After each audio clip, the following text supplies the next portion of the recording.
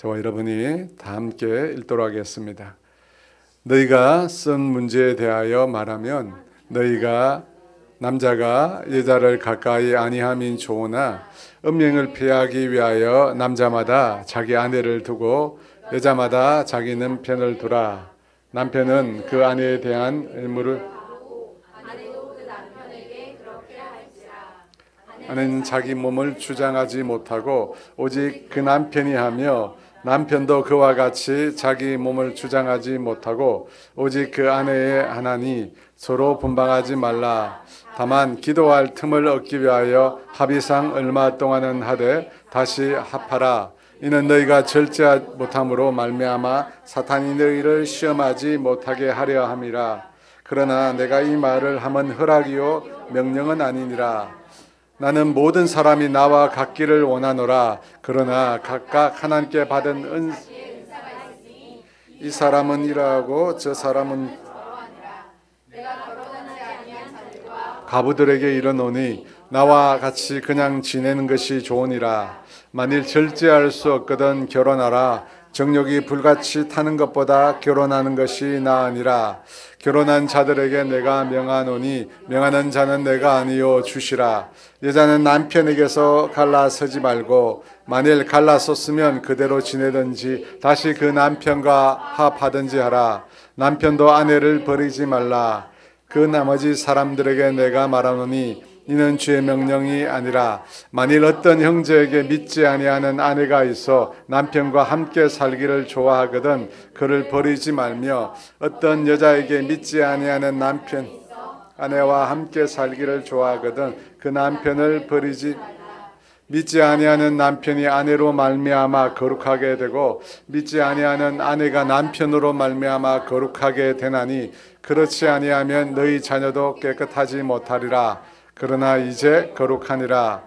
혹 믿지 아니하는 자가 갈리거든 갈리게 하라. 형제나 자매나 이런 일에 구애될 것이 없느니라. 그러나 하나님은 화평 중에서 너희를 부르셨느니라. 아멘. 고린도 전서는 교회 생활, 개인의 신앙 생활에 대해서 말씀하고 있습니다. 교회 내 분파, 음행에 관한 문제, 소송에 관한 문제, 그리스도인의 자유에 관한 문제 등을 다루었는데요. 오늘은 결혼에 관한 문제를 다루고 있습니다. 혹시 여러분 제목을 보셨습니까? 네. 사실 이런 주제를 다루는 건 쉽지 않은데요. 성경을 순서대로 하다 보니까 이런 부분을 다루지 않을 수가 없습니다. 그런데 제가 이 말씀을 준비하면서 여러 생각이 많이 들었어요. 결혼과 또 그것과 관련된 구체적인 내용을 다룰 때 우리 각 사람에게 이 내용이 다 적용이 안 될 수 있습니다. 무슨 말이냐면 우리가 어린이주의를 지키는데 자녀가 없는 부모가 있을 수 있잖아요. 그런 분에게는 그날 예배의 말씀이 적용이 안 돼요.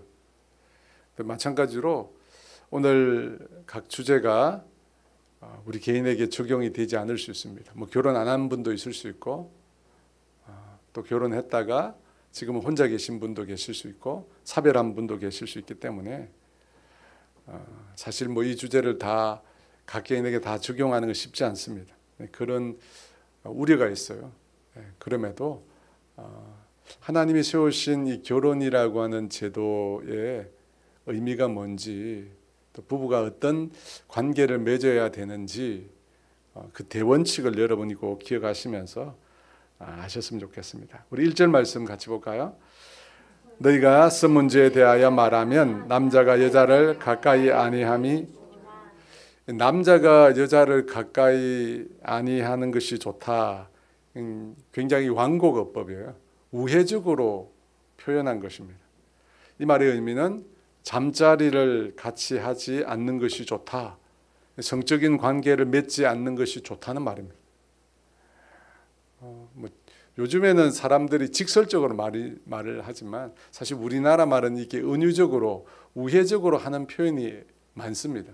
저는 그게 참 품이 있다고 생각이 드는데요. 여하튼요. 성적인 관계를 맺지 마라. 이 결혼한 부부 관계에서도 그렇게 하라는 겁니다. 부부 사이에도 성적인 관계를 맺지 말라는 거예요. 그런 주장이 고린도 교회 내에 있었습니다. 그것에 대해서 성도들이 바울 사도에게 질문한 거예요. 그것에 대해서 바울이 이제 답을 하는 건데요. 남자가 여자를 가까이 아니함이 좋다. 원문으로는 남자가 여자를 만지지 않는 것이 좋다는 말입니다. 근데 여러분, 이 말은 어디에서 나온 말일까요?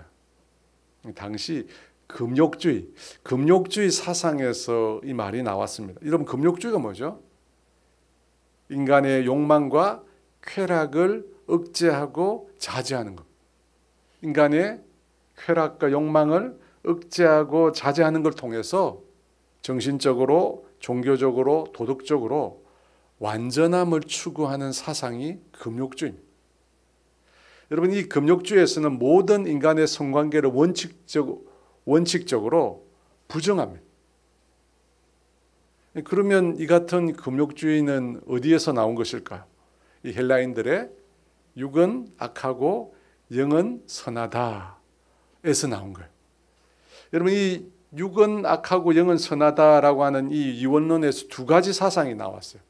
그 중에 하나는 어떤 거냐면 영혼이 구원받았으니까 몸으로는 아무렇게나 해도 된다는 방탕주의가 나왔습니다.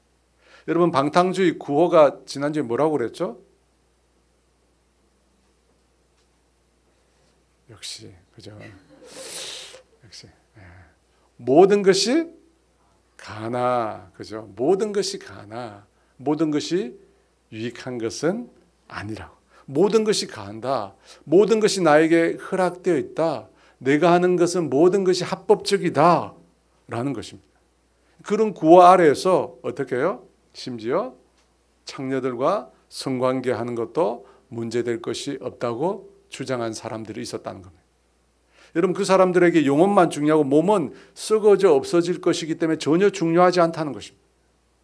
그런데 주님이 뭐라고 말씀하셨습니까? 주님은 몸도 중요하다. 왜 그렇죠?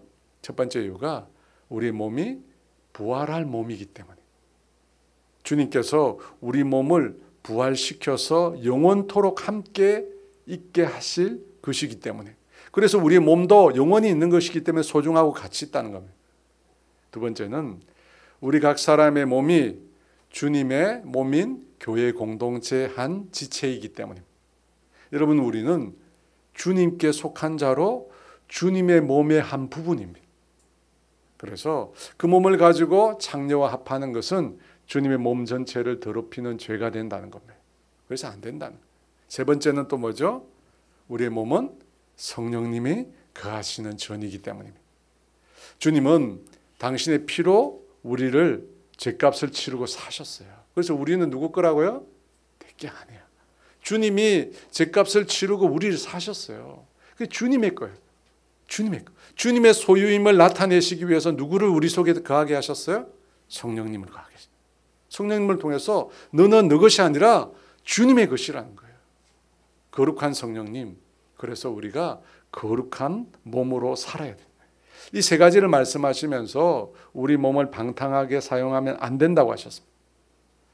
이 헬라인이 생각한 이 영과 육의 이원론이 가져온 두 번째 사상이 뭐냐면 금욕주의. 방탕주의와는 정반대죠. 그러니까 육을 극도로 통제, 육의 모든 욕구를 다 통제해야만 어떻게 해요? 영혼이 고결하게 유지될 수 있다는 거예요. 그래서 금욕주의가 나온 겁니다. 그래서 이 금욕주의는 모든 성관계를 원칙적으로 부정합니다. 결혼도 하지 말라. 결혼도 하면 안 됩니다. 근데 결혼하면 이미 결혼한 사람은 어떻게 됩니까? 이미 결혼한 사람은 어떻게 돼요? 이혼을 하거나 아니면 성관계를 하지 말고 살라는 거예요. 이건 더 힘들 것 같은데, 그죠? 결혼했는데 성관계를 하지 말고 살라는 거예요. 이 금욕주의자들이 내세운 구호가 뭐냐?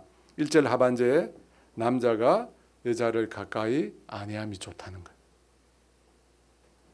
그러면 여러분, 왜 이런 금욕주의가 고린도 교회에 등장하게 되었을까요? 방탕주의에 반대해서 나타난 거예요. 교회 내에 음행이 많이 있었잖아요. 그러면서 사람들이 이 방탕주의에 대한 경각심이 생겼어요. 아, 이렇게 하면 우리 신앙을 망치겠다. 우리가 올바른 신앙을 위해서는 절제해야겠다. 그래서 이 금욕주의가 나온 거예요. 근데 문제가 뭡니까, 여러분? 금욕주의의 문제가 뭐예요? 여러분, 항상 극단은 또 다른 극단을 부른다는 거예요. 방탕주의에 대항해서 금욕주의가 득세하면서요, 이게 무슨 또 다른 문제를 낳은 거예요. 비성경적인 문제. 그것에 대하여 바울이 답을 줍니다. 그게 2절 말씀인데요. 같이 읽어볼까요? 음행을 피하기 위하여 남자마다 자기 아내를 두고 여자마다 자기 남편을 두라. 여러분, 금욕주의가 주장한 남자가 여자를 가까이 하지 않는 것이 좋겠다라고 하는 말은 이 결혼에 관한 창세기 2장 18절 말씀과 배치가 됩니다. 같이 읽어볼까요? 여호와 하나님이 이르시되 사람이 혼자 사는 것이 좋지 아니하니 내가 그를 위하여 돕는 배필을. 혼자 사는 것이 좋지 못하다고 합니다. 하나님은 사람을 혼자 사는 존재로 지은 게 아닌 것입니다. 이 결혼이라는 제도를 통해서 인간이 가지고 있는 본성적인 욕구를 실현하게 하셨어요. 그래서 음행을 피하기 위하여 각기 자기 아내와 남편을 두라고 하신 거예요. 분명히 여러분, 음행이라고 하는 것은 잘못된 거예요. 그리스도인이 누리는 자유를 방종으로 왜곡시킨 게 음행입니다. 근데 그렇다고 해서 음행이 나쁘다고 해서 성적인 욕구 자체를 금하는 것은 성경적인 방법이 아니라는 거예요.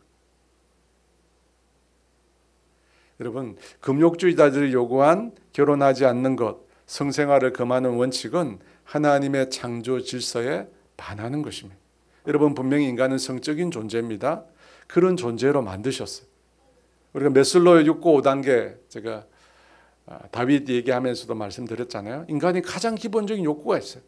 먹고 자는 것, 성적인 욕구, 원초적이고 기본적인 욕구입니다. 여러분, 이 욕구가 채워지지 않으면 문제가 생기는. 그래서 어떻게 해요? 결혼하라는 거예요. 결혼하라는 거예요. 하나님이 만들어 놓으신 결혼이라는 제도 안에서 이 본성적인 욕구를 해결하라는 것이죠. 물론 여러분, 음행을 피하는 것이 결혼의 유일한 목적은 아닙니다. 다만 결혼 생활을 하면서 성관계를 통해서 음행의 죄를 짓지 않도록 노력하라는 것입니다. 사랑하는 여러분, 성경은 여러분 꼭 아셔야 돼요. 금욕주의를 주장하지 않습니다. 우리가 특정한 목적, 예를 들어서 영적인 각성, 회개를 위해서 금욕할 수 있습니다. 금식도 하고 부부관계를 제한할 수 있습니다. 여러분, 그것이 우리의 영적으로 유익이 됩니다. 하지만 그것을 우리 삶의 일반화 보편화시키면 안 돼요. 일반화 보편화시키면 안 됩니다. 사랑하는 여러분, 욕구라는 것과 욕망이 어떻게 다릅니까? 여러분, 욕구와 욕망이 어떻게 달라요? 욕구는 하나님이 만드신 거예요. 본성적인 거예요. 인간의 생존에 꼭 필요한 거예요. 우리가 먹지 않으면 어떻게 삽니까? 여러분, 자지 않으면 인간이 어떻게 살아요? 성적인 욕구가 없으면 어떻게 인류의 생존이 계속되겠습니까? 여러분, 욕구라는 것은 인간의 생존에 꼭 필요한 거예요. 하나님 만드신 거예요. 욕망은 뭐죠? 하나님이 아니라 인간 자아가 만든 거예요. 그래서 죄성과 관련이 있는 거예요. 하나님의 말씀에서 벗어난 인간의 욕망, 무력, 명예욕, 권력욕, 정욕, 탐욕, 악한 정욕. 여러분, 이 욕망은 없어도 우리가 죽지 않아요. 근데 여러분, 이 욕구 자체를 부정하고 욕구 자체를 통제하는 게 금욕주의예요. 왜 금욕주의가 나왔는가? 욕망으로 인하여 범죄가 많이 일어나거든요. 그래서 아예 욕구 자체를 다 금해버린 거예요. 그래서 오늘 본문에서 성욕 자체를 금한 겁니다. 하지만 여러분, 극단은 항상 또 다른 극단을 낳아요. 성욕을 금하면 어떻게 될까요? 다른 쪽으로 문제가 생기는 거죠. 이것을 잘 아시기에 주님은 결혼이란 제도 안에서 그것을 하도록 한 거예요. 결혼이란 제도. 그래서 결혼 안에서 성생활을 하라는 거예요. 그 내용을 3절에서 5절에 걸쳐서 주님이 말씀하고 계십니다. 우리 3절 읽어볼까요? 남편은 그 아내에 대한 의무를 다하고 아내도 그 남편에게. 남편은 아내에게 의무를 다하랍니다. 아내도 여러분 마찬가지입니다. 여러분 의무라는 게 뭐예요? 반드시 해야 되는 거잖아요. 원어에 보면 사실은 빚을 지고 있다는 뜻이에요.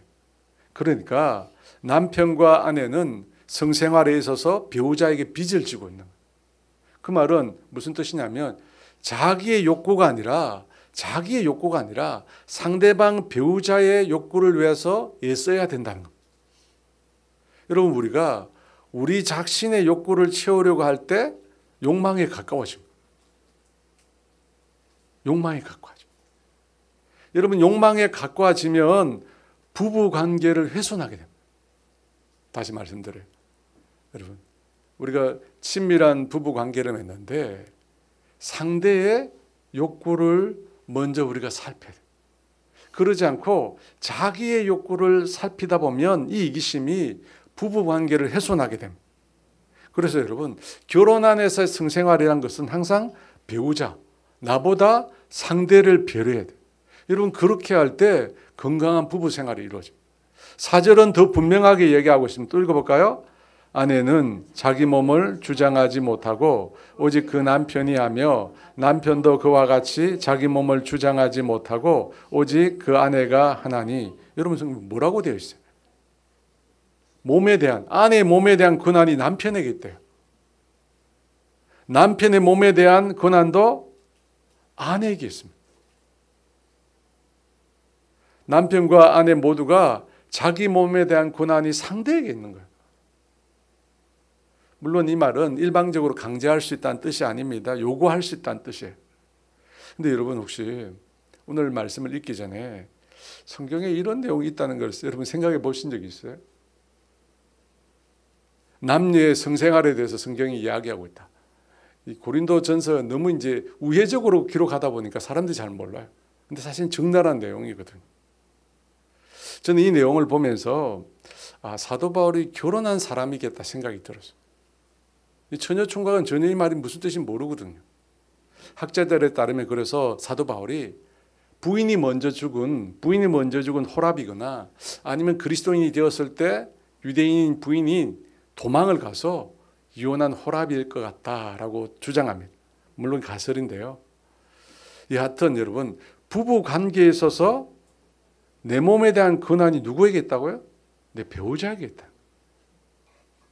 여러분 이것은 상당히 놀라운 이해잖아요.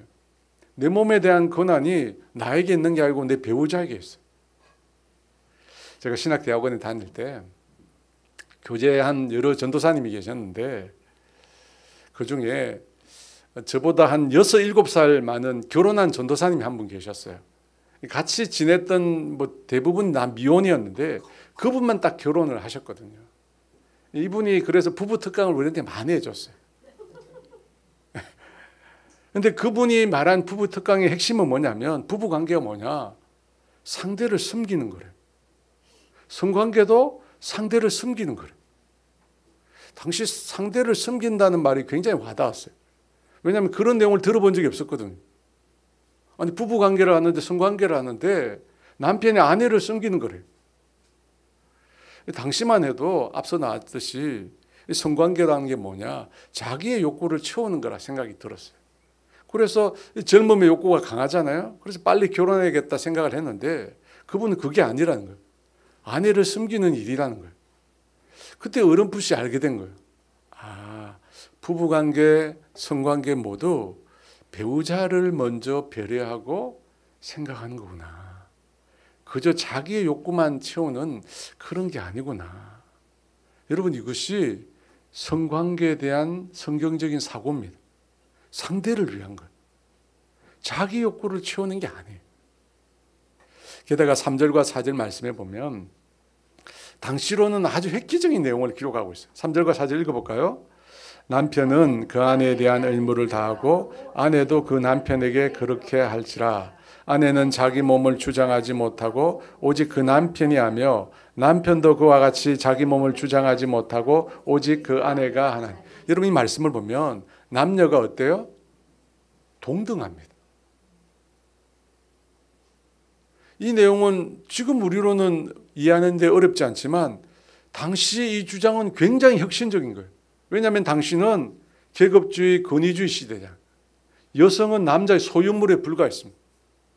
그래서 남자의 성적인 욕망의 대상, 이 여자예요. 마음대로 할 수 있었는데 오늘 성경은 그렇게 말하고 있지 않죠. 남녀 간에 동등한 걸 이야기하고 있습니다. 여성들이 그걸 생각할 수 없는 시대에 이미 성경은 그런 얘기를 하고 있습니다. 5절 말씀 읽어볼까요? 서로 분방하지 말라. 다만 기도할 틈을 얻기 위하여 합의상 얼마 동안은 하되 다시 합하라. 이는 너희가 절제 못함으로 말미암아 사탄이 너희를 시험하지 못하게. 바울은 부부가 분방하지 말라고 합니다. 예외가 있죠. 언제입니까? 앞서 말씀드렸듯이 특별한 목적, 기도하기 위해서 잠시 분방했다가 다시 합하라고 합니다. 왜 그렇게 합니까? 사탄이 노린다는 거예요. 사탄이 노려요. 사랑하는 여러분, 우리 사회의 성적인 이 부부간의 문제를 통해서 사탄이 부부관계를 파괴하고 있습니다. 많은 부부들이 이혼하고 별가는 이유가 뭐 때문에 그렇다고 해요? 성격상 이유 때문이라고 합니다. 성격이 달라서 갈등한다고 합니다. 그런데 또 다른 문제가 하나 있습니다. 어떤 문제입니까? 성적인 문제. 인격적인 부부 성생활을 배우지 못한 사람들이 결혼한 후에 자꾸만 갈등이 생기는. 여러분, 우리 사회는 성적인 욕망으로 가득 차 있어요. 성적인 욕망으로 가득 차 있어요. 그리고 건전하고 인격적인 부부의 성생활에 대해서 어디서든지 배우지 못합니다. 여러분 배우셨어요? 누가 가르쳐 주던가요? 우리 아이들은 어디서 배워요? 다 인터넷하고 야동에서 배워요. 비인격적인 성관계만 배워요. 전부 자기중심, 자기 욕망을 푸는. 그래서 여러분 부부간에 심각한 문제가 생기는 것입니다. 우리 사회에서 성관계하지 않는 부부가 10년 전 기준으로 36.1%였어요. 우리 사회. 전 세계에서 두 번째, 일본 다음으로 두 번째. 지금은 훨씬 많겠죠. 여러분 그런 결과 주님이 만드신 결혼 관계 안에서 성적인 관계를 맺으라고 하는데 그걸 하지 않으니까 어떻게 될까요? 다 결혼 밖에서 하게 되는 거죠. 바라기는 여러분, 우리 성도들이 결혼 관계 안에서 인격적인 성관계를 배우기를 원합니다. 3절 4절 말씀이 제일 중요해요. 여러분 섬기는 거예요. 나의 배우자를 섬기는. 이 배우자에게 권리가 있는 겁니다. 그런 마음으로 남편을 섬기고 또 아내를 섬겨가야 하는 것입니다. 두 번째, 사도 바울은 부부간의 성관계에서 한 걸음 더 나아가 결혼과 이혼에 관해서 말씀합니다. 사도 바울은 먼저 결혼하지 않은 사람과 가부들에게 어떻게 살라고 얘기합니까? 독신으로 살라고 합니다. 우리 정영섭 전사 아직 결혼 안 했는데 말씀을 잘 들어요. 네.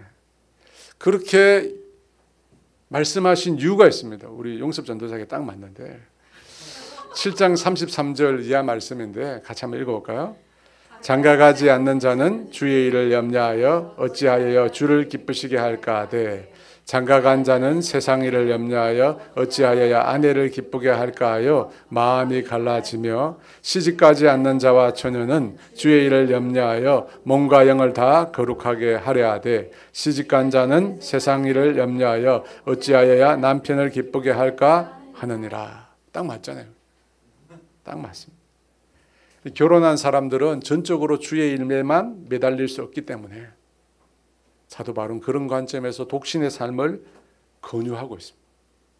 하지만 자신과 같이 절제의 은사, 독신의 은사 있는 사람 외에는 결혼하는 게 낫대요. 정욕이 불타는 것보다 결혼하는 것이 낫다고 합니다. 물론 여러분, 바울은 이미 결혼했다면 이혼하는 것에 대해서 엄격히 금하고 있습니다. 오늘 아주 중요한 이슈 중에 하나가 이혼인데요. 여러분 분명히 아셔야 돼요. 오늘 말씀을 통해서 성경이 뭘 말씀하시는지 분명히 아셔야 돼요. 우리 10절 11절 말씀 같이 읽어볼까요? 결혼한 자들에게 내가 명하노니 명하는 자는 내가 아니요 주시라. 여자는 남편에게서 갈라서지 말고 만일 갈라섰으면 그대로 지내든지 다시 그 남편과 화합하든지 하라. 남편도 아내를 버리지 말라. 여러분, 바울이 뭐라고 하냐면 자기 말이 아니라 주님이 주신 말씀이다 라고 말하면서 이혼하지 말라고 합니다. 유대교에서는 남자가 여자에게 이혼 정수를 써주었다고 예수님 말씀하셨잖아요. 그와 반대로 여자가 남편에게 이혼을 요구한 경우는 드물었어요. 그런데 헬라 세계는 달라요.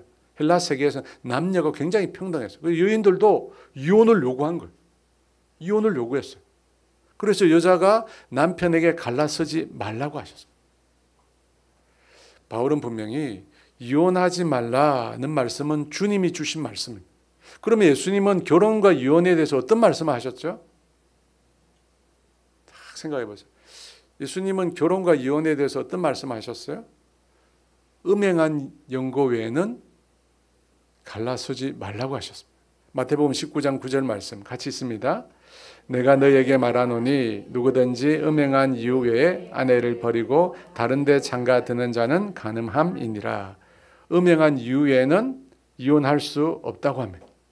만약 배우자의 음행 이유 외에 이혼하고 다른 사람하고 결혼하면 그게 뭐라고 그래요? 간음이라고 합니다. 여러분, 왜 이게 간음이죠? 여러분, 결혼을 하면 남자와 여자가 한 몸이 되거든요. 근데 한 몸이 된 이 부부가 음행한 이유 외에 이혼해서 다른 사람과 결혼하게 되면 본래 한 몸, 하나됨의 그 원칙, 그 본질이 끼워지는 거죠. 원래 한 몸인데 이걸 깨트려서 다른 사람하고 결혼하게 되니까 원래 한 몸인 이 원칙이 끼워지는 거예요. 그래서 간음이 되는 거예요. 그래서 바울이 뭐라고 얘기하냐면 갈라섰으면 그대로 지내든지 그 이전 남편과 다시 화합하라고 가르칩니다. 그렇지 않으면 간음이에요. 왜 이런 말씀을 하셨느냐? 한번 결혼으로 맺어진 관계는 쉽게 아무렇게나 파괴할 수 없다는 거예요. 한 번 맺어진 관계는 여러분 쉽게 무쓸듯이 그렇게 쓸 수 있는 게 아니라는 거예요. 여러분, 이혼하지 말라고 한 첫 번째 이유는 한 몸이 된 부부를 갈라놓는 것이기 때문에, 하나인데 갈라놓으니까 고통이 심한 거예요. 그래서 음행, 배우자가 다른 사람과 이미 하나가 된 경우, 그 경우 외에는 갈라서지 말라는 것입니다. 그런데 그 경우에는 이혼할 수 있다고 또 말씀하신 거예요.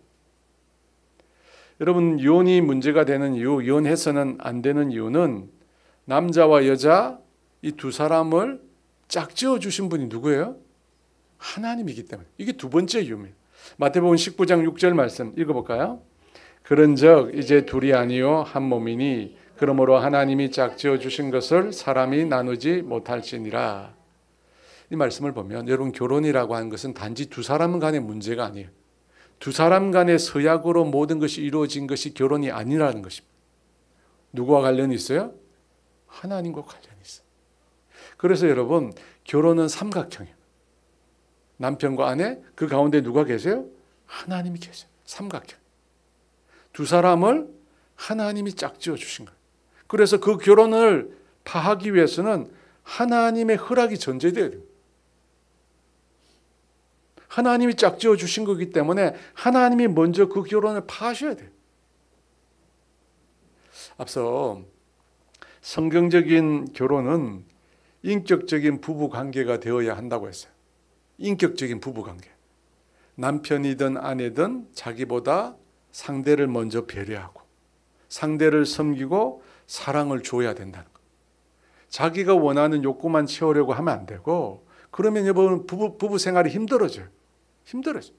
부부 생활이 뭐냐? 받는 게 아니라 주는 게 돼요. 근데 우리가 결혼할 때 다 물어보면 왜 결혼하느냐 하면 사랑받고 싶어서. 여러분, 이러면 실패하는 거예요. 여러분, 성경이 말하는 결혼 생활은 뭐냐면 먼저 줘야 되는 거예요. 받으려고 하면 힘든 거예요. 주기 시작해. 근데 문제가 뭐예요? 사랑을 주기엔 지금 내가 힘든 상태야. 배우자에게 사랑을 주려고 하는데 이미 내 마음과 내 영혼이 탈탈 털렸어. 메말라 버렸어. 여러분 그때 어떻게 해야 되죠? 그때도 사랑을 줘야 되는데, 관심을 줘야 되는데 힘들잖아요. 그래서 여러분 누가 있어야 돼요? 하나님 계세요. 나와 배우자 사이에 여전히 하나님이 계셔야 돼요. 결혼할 때만 하나님이 엮어주신 게 아니라 결혼 생활 내내 하나님이 남편과 아내 사이에 계속 머무셔야 돼요. 남편과 아내의 사랑의 근원으로 하나님을 초대하고 모셔야 돼요. 그러니까 여러분 우리의 시각이 남편을 바라보고 아내를 바라보고 그것만 하면 안 되는 거예요. 우리의 시각이 누굴 바라봐야 돼요? 주님을 바라요. 삼각정으로 주님을 바라요. 여러분 남편이 내 힘으로 아내를 온전히 사랑할 수 있을까요? 다 살아보셔서 알잖아요. 불가능합니다.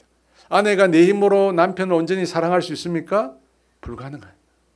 우리가 상대를 사랑할 수 있는 힘을 주님께로부터 받아야 돼요. 하나님께로. 우리가 하나님을 바라보면서 하나님께로부터 내 아내를, 내 남편을 사랑할 힘을 공급받아야 돼요. 여러분 그래야지 그 결혼 생활이 기쁨이 있는 거예요. 자꾸만 나도 줄 수 없고 상대도 줄 수 없는 걸 서로 요구하다 보면 힘들어집니다. 여러분 우리에게 필요한 진정한 사랑을 줄 수 있는 분 주님이세요. 주님께로부터 사랑을 받아요. 하나님의 사랑을 내가 받아야 돼. 하나님의 은혜를 내가 받아야 돼. 그 사랑을 받고 내 심령이 회복이 되고 내 심령이 은혜가 넘치고 내 심령에 하나님의 사랑이 있을 때 그 사랑을 내가 나의 배우자에게 줘야 돼. 여러분 그럴 때 이 결혼 생활이 진정으로 기쁨이 넘치는 거예요. 그런 은혜가 저와 여러분에게 있기를 원합니다. 오늘 세 번째 다룰 내용은 믿지 않는 배우자와의 결혼 생활이에요. 12, 13절 말씀 우리 같이 읽어볼까요? 그 나머지 사람들에게 내가 말하노니 이는 주의 명령이 아니라 만일 어떤 형제에게 믿지 않은 아내가 있어 남편과 함께 살기를 좋아하거든 그를 버리지 말며 어떤 여자에게 믿지 아니하는 남편이 있어 아내와 함께 살기를 좋아하거든 그 남편을 버리지 말라. 바울은 예수 믿는 사람들이 예수를 믿지 않는 비그리스도인과 결혼하는 것이 바람직하지 않다고 봅니다. 바람직하지 않아요. 근데 여러분 이미 신앙이 없는 배우자와 결혼을 한 경우가 있잖아요. 이미. 그리고 결혼할 때는 신앙이 없었는데 결혼한 이후에 신앙이 생겼잖아요. 결혼한 이후에 예수를 믿게 되었어요. 그러면 믿지 않는 배우자와 결혼 생활을 어떻게 유지해 갈 것인가? 여러분 그럴 때 그 결혼의 결정권은 신앙이 있는 사람이 아니라 신앙이 없는 배우자에게 있다는 거예요. 믿지 않는 남편이 그래서 믿지 않는 아내가 함께 살기를 원하면 어떻게 하라고 했습니까? 그 배우자를 버리지 말래요. 버리지 말래요. 여러분 믿지 않는 사람하고 성격상 또 신앙상 함께 살아가는 게 힘들어요. 그래서 그만 살고 싶다 라고 할 때라도 그 배우자가 함께 살기를 원하면 같이 살라는 거예요. 여러분 왜 그렇죠? 14절에 그 이유가 나와 있습니다. 같이 읽어볼까요? 믿지 아니하는 남편이 아내로 말미암아 거룩하게 되고 믿지 아니하는 아내가 남편으로 말미암아 거룩하게 되나니 그렇지 아니하면 너희 자녀도 깨끗하지 못하리라. 그러나 이제 거룩하니라. 여러분 믿지 아니하는 남편이 아내로 말미암아 거룩하게 된다고 합니다. 또 믿지 아니한 아내가 남편으로 말미암아 거룩하게 된다고 합니다. 여러분 근데 언뜻 생각해보면 이 말씀이 이해가 안 돼요. 그죠? 여러분 거룩하다는 게 뭐예요? 하나님의 속성이 거룩하거든요. 하나님의 속성이 거룩해요. 여러분 거룩하게 된다는 건 하나님과 올바른 관계를 맺는 겁니다. 그런데 믿지 않는 자가 믿는 배우자로 말미암아 어떻게 거룩하게 될 수 있죠? 같이 산다고 해서 저절로 거룩해지나요? 여러분 이 말에는 어떤 뜻이 담겨 있을까요? 율법에 의하면 부정한 것을 만지면 어떻게 됩니까? 부정해집니다. 여러분 이것을 결혼 생활에 비춰보면 믿지 않는 배우자와 살게 되면 믿는 자가 어떻게 돼요? 부정해지잖아요. 믿지 않는 사람하고 살면 믿는 사람이 부정해져요. 근데 이 부정함의 율법의 원리가 신약에 와서 깨뜨려져요. 누구에 의해서? 예수님에 의해서. 잘 아시네. 율법에서는 여러분, 부정하지 않는 자가 부정한 걸 만지면 그 부정하지 않는 자도 부정하게 돼요. 여러분, 이게 율법의 한계. 근데 신약에 와서 예수님께서 부정한 죄인들과 식탁의 자리를 함께 했어요. 부정하다고 당시 일컬어지는 나병 환자와 주님이 만나셨어요. 그리고 예수님께서 그 나병 환자를 만져주셨어요. 여러분, 그때 어떻게 되었을까요? 마가복음 1장 40절 42절 말씀 읽어볼까요? 한 나병 환자가 예수께 와서 꿇어 엎드려 간구하여 이르되 원하시면 저를 깨끗하게 하실 수 있나이다. 예수께서 불쌍히 여기사 손을 내밀어 그에게 대시며 이르시되 내가 원하노니 깨끗함을 받으라 하시니 곧 나병이 그 사람에게서 떠나가고 깨끗하여진지라. 주님께서 나병 환자에게 불쌍히 여기서 손을 대셨어요. 그리고 깨끗함을 받으라라고 말할 때 나병이 떠나고 깨끗해졌습니다. 여러분, 이것은, 이 장면은 율법으로 보면 예수님이 부정해지는 거예요. 그러나 예수님은 그 부정한 자를 어떻게 해요? 깨끗하게 바꾸실 수 있는 분이십니다. 바꾸실 수 있어요. 그래서 여러분, 혈루증에 걸린 여인이 예수님의 옷자락에 손을 댄 거예요. 읽어볼까요? 마가복음 5장 25절 있습니다. 12해를 혈루증으로 앓아온 한 여자가 있어 28, 29절 있습니다. 이는 내가 그의 옷에만 손을 대어도 구원을 받으리라 생각함이라. 이에 혈로 그느니 곧 말해 병이 나은 줄을 오매. 여러분, 예수님 안에서 부정함이 거룩함으로 바뀔 수 있습니다. 아멘이세요? 여러분, 이게 복음의 능력이야. 여러분, 율법의 한계에 여전히 매여 있지 마세요. 복음의 능력은 부정함을 깨끗함으로 바꿀 수 있습니다. 여러분, 이것이 복음의 능력이고 예수 믿는 자의 능력이에요. 능력이에요. 여러분, 우리의 복음은 악한 영보다 훨씬 강한 능력을 가지고 있습니다. 그 사실을 여러분, 우리가 확신해야 돼요. 여러분, 우리에게 있는 능력은, 우리에게 있는 분은 이 세상보다 훨씬 크신 분이에요. 요한일서 4장 4절 말씀 있습니다. 자녀들아, 너희는 하나님께 속하였고 또 그들을 이겼나니 이는 너희 안에 계신 이가 세상에 있는 자보다 크심이라. 여러분, 우리가 하나님께 속해 있어요. 그리고 여러분, 우리 안에 계신 이가 세상에 있는 자보다 크십니다. 그래서 우리가 어떻게 한다고요? 이 세상에서 이길 수 있다는 거예요. 아멘이시죠? 로마서 8장 2절은 또 이렇게 말합니다. 같이 있습니다. 그리스도 예수 안에 있는 생명의 성령의 법이 죄와 사망의 법에서 너를 해방하였습니다. 생명의 성령의 능력이 죄와 사망의 법에서 우리를 건져내십니다. 성령님의 능력이 더 크신 거예요. 더 강하신 거예요. 그래서 여러분, 우리의 결혼 생활 안에서도 어떻게 해요? 성령님께서 믿지 않는 배우자로 하여금 거룩함의 길로 이끌어 가실 수 있습니다. 성령님의 능력으로. 그런데 우리에게 뭐가 있어야 돼요? 우리가 뭐가 있어야 돼요? 확신, 믿음이 있어요. 하나님께서는 이 믿지 않는 자들을 하여금 나를 통해서 거룩함에, 구원함에 이르게 하실 것이라는 믿음이 있어야 돼요. 여러분, 그 믿음이 있어요. 제가 아는 분들 중에 믿지 않는 불신자들과 결혼한 분들이 있어요. 근데 놀랍게도 여러분, 그렇게 결혼한 사람들 중에 믿지 않는 사람을 구원하고 그 가문을 변화시킨 사람들이 있어요. 근데 성경에는 여러분 뭐라고 그랬어요? 믿지 않는 자가 멍에를 매지 말라고 했는데, 이분들은 나를 통해서 믿지 않는 자들이 예수 믿을 수 있다, 거룩함에 이룰 수 있다라고 하는 여러분 그런 믿음의 확신이 있어요. 확신이 있어요. 제가 아는 권사님 그래서요, 아들과 딸이 있는데 어릴 때부터 그 아들과 딸에게 교육을 시켰어요. 뭐라고 교육시켰냐면, 너희는 커서 안 믿는 사람은 결혼해야 돼. 아니, 성경에 안 믿는 사람은 멍에를 매지 말라면서요. 근데 이분은, 너는 커서, 너는 이미 예수를 믿고 하니까 커서 믿지 않는 사람과 결혼해서 그 가문을 변화시켜야 돼. 어릴 때부터 세뇌 교육을 시켰어요, 그 권사님이. 그리고 자녀들의 신앙을 견고하게, 어떤 상황에도 흔들리지 않도록 아이들 신앙을 견고하게 키웠어요.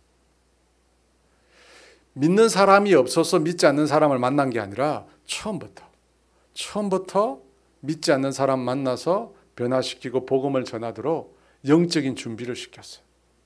여러분 그렇게 해서 결혼을 시켰어요. 여러분 어떻게 되었을까요? 그 믿지 않는 불신자 전도했어요. 그리고 그 가문을 그리스도께로 인도했습니다. 여러분 어떤 마음과 어떤 태도를 가지고 대하는 것이 그렇게 중요한 거예요. 내가 변화시키리라. 믿음으로 변화시키리라. 우리 교회에 최근에 등록한 결혼하지 얼마 안 된 커플이 그래요. 남편이 예수를 믿는 가정이에요. 그 집에 가보니까 그 부모님의 믿음이 엄청나. 근데 부인은 안 믿는 자매. 근데 안 믿는 자매를 들어보니까 보통 안 믿는 자매가 아니라 신앙에 대해 전혀 전무 아무것도 몰라. 근데 그 자매를 사랑해가지고 결혼하고 지금 매주 교회에 나오고 복음을 전하고. 그래서 자매가 그런 얘기를 해요. 자기가 조금씩 물들어가는 것 같다. 조금씩 자기가 물들어가는 것 같대요. 그래서 괜찮냐니까 좋대요. 너무 좋다고. 여러분 어떤 마음의 자세를 갖느냐가 그렇게 중요합니다. 그런데 그와 같은 신앙적인 준비, 영적인 준비를 하지 않고 그냥 만날 사람이 없어서 안 믿는 사람과 결혼했을 때 과연 배우자를 예수 믿게 하고 그 가문을 변화시킬 수 있을까요? 여러분 그런 경우는 별로 없습니다. 별로 없어요.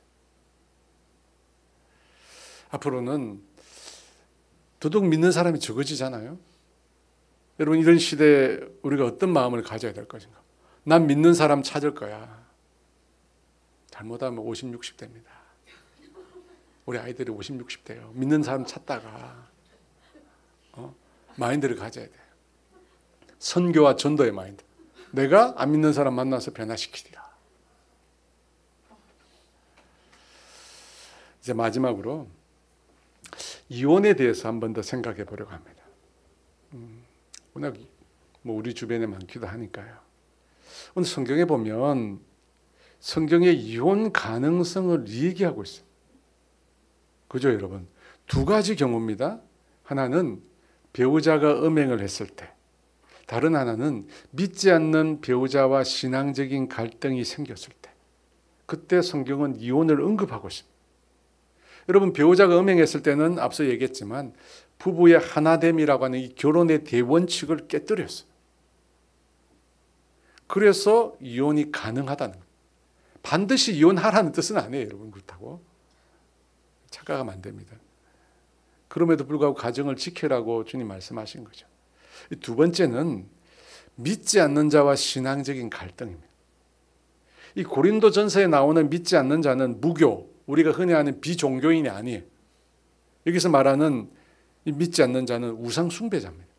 우상 숭배자. 이런 사람들과 살다 보면 여러분 영적인 갈등이 생길 수밖에 없잖아요. 왜냐하면 가치관, 세계관이 완전히 다른 거예요. 너무 달라. 달라도 너무 다른 거예요. 그래서 애초부터 믿지 않는 자와 멍에를 매지 말라고 하는 거예요. 같이 멍에를 맬 수가 없어요. 자꾸 산으로 가잖아요. 자꾸 생각하는 방향이 완전히 다릅니다. 그래서 자꾸만 갈등이 생깁니다. 특별히 내가 처음에는 안 믿었는데 결혼한 이후에 내가 신앙이 생겼어요. 여러분 그럴 때 성경이 뭐라고 얘기합니까? 성경의 원칙이, 바울이 말하는 원칙이 뭐라고 얘기합니까? 그 배우자에게, 믿지 않는 배우자에게 이혼 결정권이 있다는 거예요. 믿지 않는 배우자가 갈리기를 원하면 관리를 하는 거예요. 상대가 원해야지 여러분 이혼할 수 있습니다. 그죠? 상대가 믿지 않는 그 대상이 난 당신하고 믿는 당신하고 살고 싶지 않아. 그리스도인과 살고 싶지 않아. 이럴 때만 이혼이 가능한 거예요. 근데 생각해보면 그거 쉽지 않거든요. 제가 앞서서 우리가 결혼의 대전제를 살핀다고 했어요. 각 개인에게 다 적용될 수 있는 게 아니라고 했습니다. 여러분 결혼의 대전제는 뭐냐면 이혼하지 말라는 거예요. 그럼에도 여러분 이혼이라고 하는 단어가 주님이 사용하고 계셔요. 이게 무슨 뜻일까? 불가피한 이혼 가능성이 있다는 거예요. 불가피한 이혼 가능성이 있다. 여러분이 지금까지 어떤 설교와 또 어떤 말씀을 들었는지 모르겠는데 저도 부인하고 싶지 않지만 절대 이혼해서는 안 된다는 교육 받고 자랐어요. 그런데 성경을 보면 분명히 이혼 가능성이 있어요. 이혼 가능성. 그런 절대 이혼하면 안 된다라고 한다면 이혼 자체가 성경에 나오면 안 되죠. 그런데 그런 단어가 나오거든. 이혼하라고 또 되어 있잖아요. 안 믿는 사람이 갈리면 갈리라는 거예요. 여러분 이게 무슨 말일까? 무조건 이혼은 안 돼. 그게 아닐 수 있다는 거예요. 그게 아닐 수 있습니다. 제가 얼마 전에 어느 분과 상담을 했어요. 근데 이분이 친척이 조카인데 정신적으로 육체적으로 학대받고 있는 결혼 생활을 하고 있다는 거예요. 그래서 병이 났대. 숨이 안 쉬어져가지고 정신질환에다가 몸에 심각한 병이 생겼어요. 이 시어머니를 모시고 사는데 이 시어머니가 계속 학대를 하는 거예요. 특히 말로 계속 학대를. 그거를 이렇게 디펜스를 남편이 해줘야 되는데 남편이 덩달아서 같이 이 여인을 학대하는. 아이들이 있는데도 계속 그 엄마를 학대하는. 그래서 이분이 견디다 못해 도망을 가버렸어요. 가정을 뛰쳐나갔어요. 더는 못 살겠다는 거예요. 뛰쳐나갔어요. 근데 이분이 신앙인이거든요. 남편은 안 믿는 사람이에요. 오늘 어떻게 이렇게 성경의 내용과 같은지 모르겠어요. 이분이 이혼하지 말라는 얘기만 들었으니까. 그래서 남편에게 100번 양보할 테니까 시어머니만이라도 따로 살았으면 좋겠다. 어머니 같이 못 살겠다. 견딜 수가 없대요. 그래서 어머니를 다른 곳에 모시면 자기가 그래도 계속 당신하고 자녀들과 함께 살겠다. 근데 남편이 절대 안 된대. 절대 안 된대. 여러분 이런 경우 어떻게 해야 되죠? 성경에 성경에 나와 있잖아요. 뭐라고 됐냐면 믿지 않는 자가 갈려야 갈리는 거 아니에요. 믿지 않는 자가 갈려야 갈리는 거예요. 그런데 그 여자분이 그러면 계속 학대를 당하면서 숨을 못 쉬는 그런 고통을 겪으면서 계속 그 가정이 살아야 되나요? 저는 그리스도인으로서 우리가 힘들고 고통스러운 결혼 생활이라고 할지라도 참고 인내하고 기도하면서 결혼 생활 회복을 위해서 노력해야 한다고 생각합니다. 그럼에도 여러분 정말 지옥 같은 결혼 생활, 그래서 그것 때문에 자신의 삶이 파괴되고 자녀들의 삶이 파괴되고 있다면 이혼은 불가한 것이 아니라고 말씀드리고 싶습니다. 15절에 그런 의미가 담겨 있어요. 읽어볼까요? 혹 믿지 아니한 자가 갈리거든 갈리게 하라. 형제나 자매나 이런 일에 구애될 것이 없느니라. 그러나 하나님은 화평 중에서 너희를 부르셨느니라. 주님이 화평 중에 우리를 부르셨다는 이 말을 해석을 두고 분분한데요. 주님은 우리가 주님이 주시는 그 사랑과 가운데 평안 가운데 살기를 원하십니다. 하지만 믿지 않는 자가 이혼을 요구할 때 아니면 그와 준하는 상황에 놓일 때 어떻게 해요? 갈리거든 갈리게 하라. 형제 자매가 이런 일에 구애될 필요가 없답니다. 이런 경우 또 그런 말을 할 수 있잖아요. 앞서 나왔듯이 믿는 배우자를 통해서 믿지 않는 자가 돌아올 수 있지 않느냐. 돌아올 가능성이 있지 않느냐. 충분히 가능하죠. 그런데 그 가능성을 붙잡고 평생 고통스럽게 살아야 할까요? 어렵습니다. 어려워요. 그죠? 어렵습니다. 여러분 이혼을 당연시하는 것 잘못이겠지만 불가는 아닐 수 있습니다. 그래서 제가 그분한테 그런 얘기 했어요. 남편이 끝까지 결혼 생활, 정상적인 결혼 생활을 거부한다면 그때 다르게 생각해 보시라고. 아니, 숨을 못 쉬겠다는데, 숨을 못 쉬겠다는데, 살 수가 없다는데.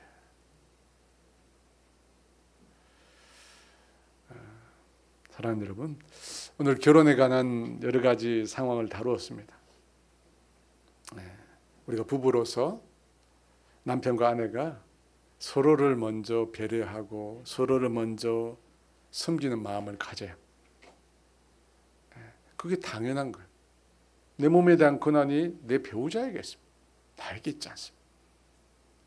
여러분, 분명 성경은 가장 결혼의 대원칙으로 이혼은 불가하다고 얘기합니다. 음행한 이후에는 불가합니다.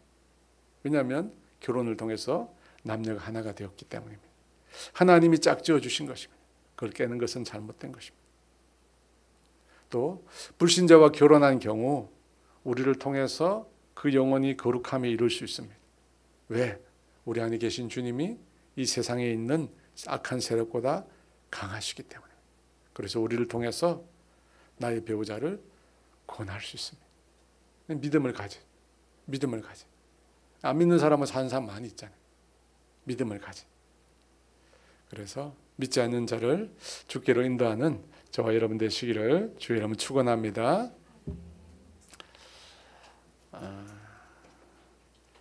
우리 221장 약할 때 강함 대신에 이어서 왕이신 나의 하나님 부르면서 주 앞에 함께 나아가겠습니다.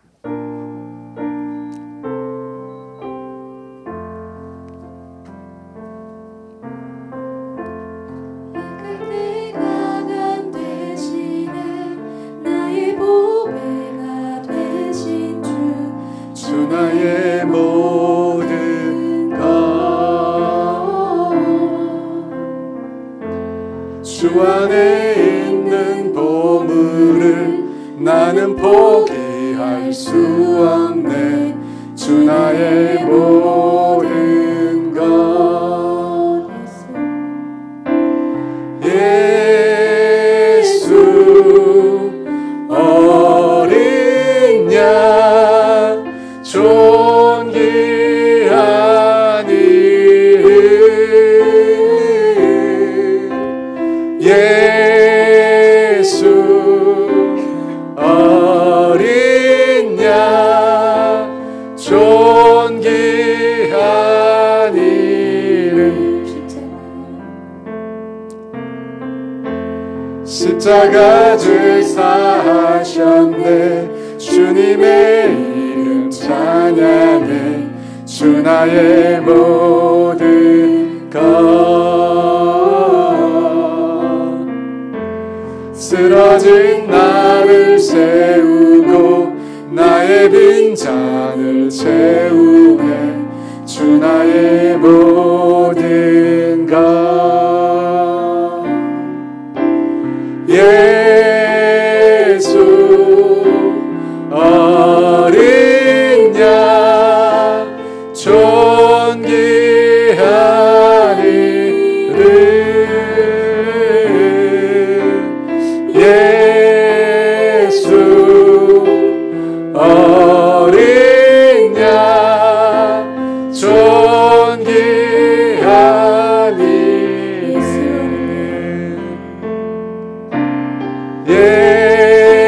예수 어린 양 존귀한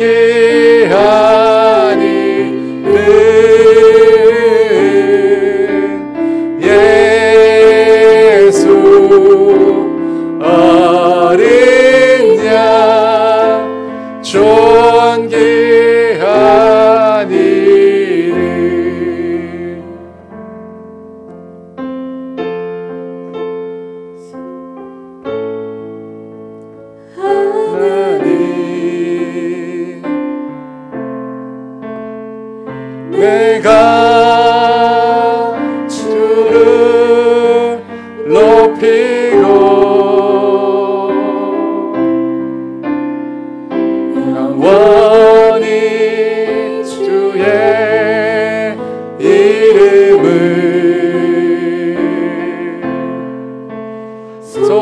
송축하리이다.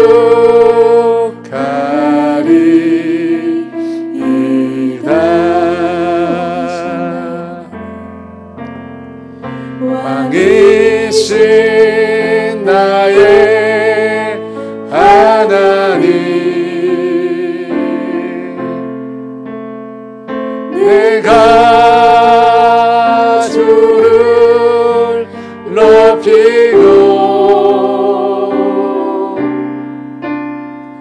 영원히 주의 이름을 송축하리이다.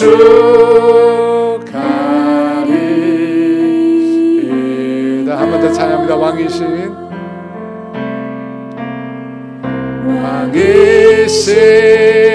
나의 하나님, 내가 주를 높이고 영원히 주의 이름을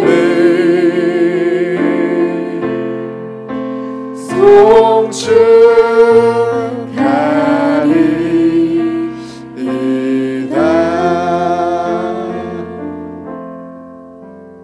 사랑하는 여러분, 여러분의 가정에는, 여러분의 부부 관계에서는 아무런 문제가 없습니까?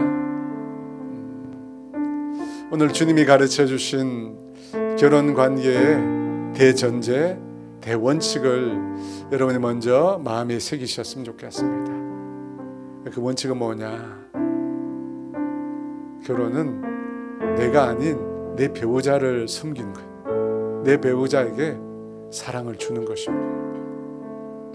사랑받기 위해 결혼하는 게 아니고, 대우받기 위해서 결혼하는 게 아니고, 내 배우자, 내 남편, 내 아내를 섬기고 사랑하기 위해서, 나의 사랑을 주기 위해서입니다. 철저히 그래서 결혼은 이기심을 내려놔야 돼요. 여러분, 그것에서 우리의 행복한, 그리고 주님이 기뻐하시는 부부관계가 시작될 수 있습니다. 여러분, 우리가 그걸 두고 한번 기도했으면 좋겠습니다. 여러분, 모든 인간관계가 마찬가지입니다. 자신을 먼저 생각하고 자신을 먼저 챙기는 이기심은 모든 관계를 파괴합니다. 오늘 이 시간 기도할 때, 하나님, 주님을 주인으로 내가 고백하는데 내 안에 있는 이 이기심, 나를 먼저 섬기고 나를 먼저 사랑하고자 하는 이기심을 주님 내려놓게 해주세요. 그래서 나 외에 다른 사람과 관계를 회복하게 해주세요. 특별히 나와의 배우자와의 관계, 겉은 멀쩡한데 안에는 이미 썩어 있고 이미 정서적으로 이혼 상태에 있는 수없이 많은 가정이 있잖아요.